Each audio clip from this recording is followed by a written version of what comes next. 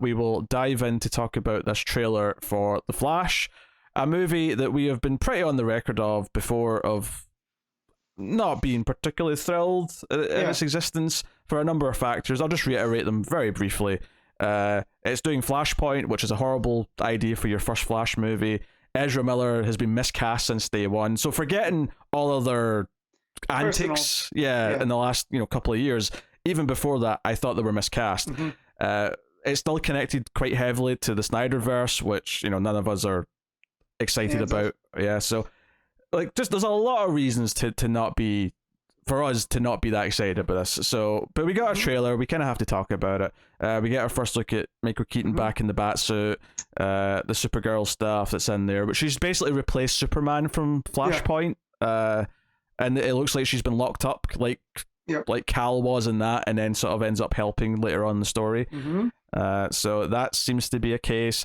There's two Barrys. Ben Affleck Batman's in there as well, and multiple different variations by the looks of it, because he's got like a blue cape at one point. And the thing that got me was the two Barrys, because now it makes sense why they didn't replace him, because I'm sure there was a lot of between the two Barrys, because there was talk about them trying to maybe I know that was a fan idea of replacing Ezra, and now I understand why that's a harder task than we thought. They basically have to reshoot the whole movie. And I think the weird thing is that because it's a Flashpoint story, it doesn't take too much tinkering at the end to just say, and this is what sets up the new universe that we now have going forward.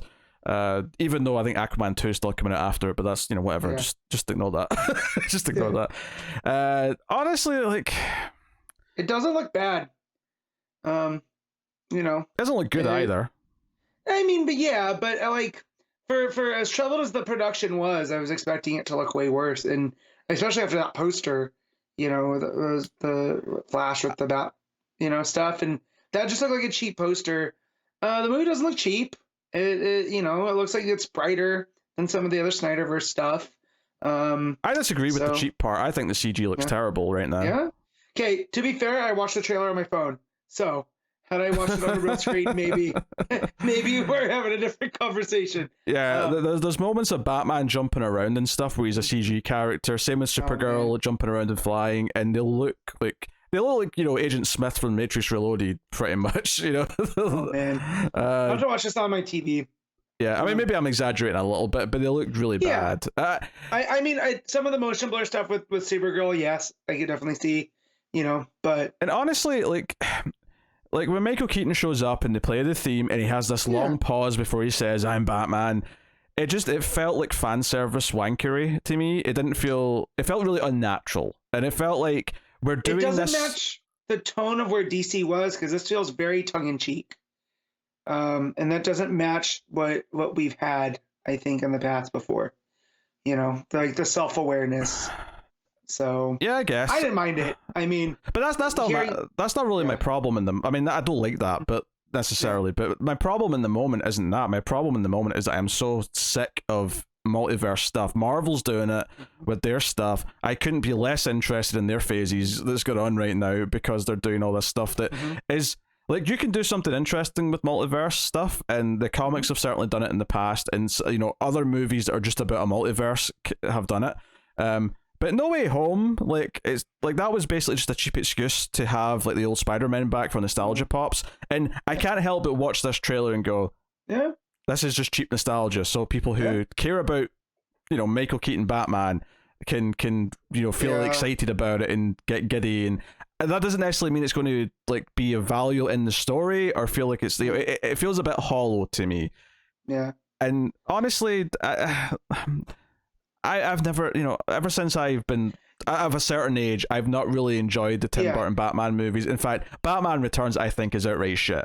So I feel nothing for Michael Keaton Batman showing up. So that's you're already working out of a hole, right? Well, no, it's not that. Look at it this way. It's they're doing all this stuff in the movie. Not all of it necessarily seems bad at the get-go. Although I do think doing a Flashpoint movie as your first Flash movie is still a terrible idea. I still disagree with that, and I still think Ezra Miller is badly miscast. But the ideas of what the story is isn't necessarily bad. But the fact that they're dangling the nostalgia like candy in front of me of Michael Keaton Batman, when I don't care about that, means that all I am left with is what else the movie has to offer, and I'm not feeling it. I'm not feeling what it's doing. Now, it doesn't look as much of a train wreck as in my head I thought it could look, but I'm still not going to see it in theaters. Like, I'm still not going to go and see it. Like, I'm done. Like, leave me alone. Yeah.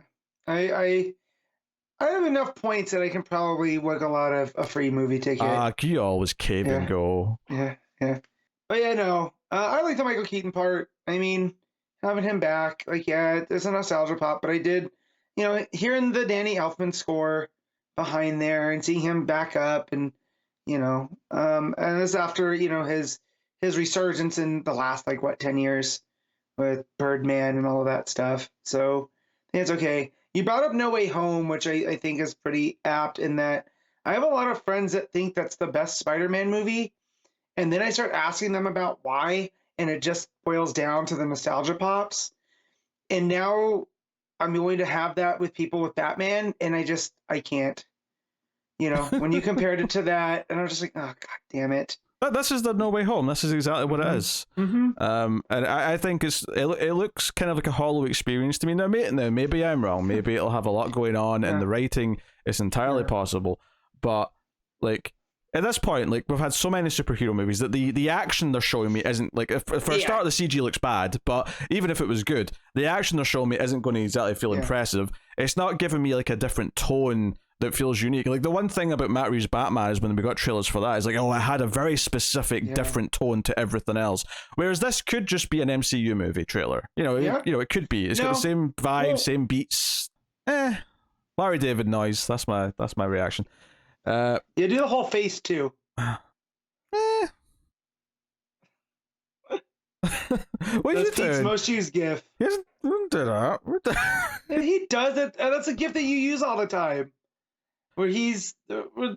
You're thinking of the stuck between two shitty choices GIF where he's like. Yeah,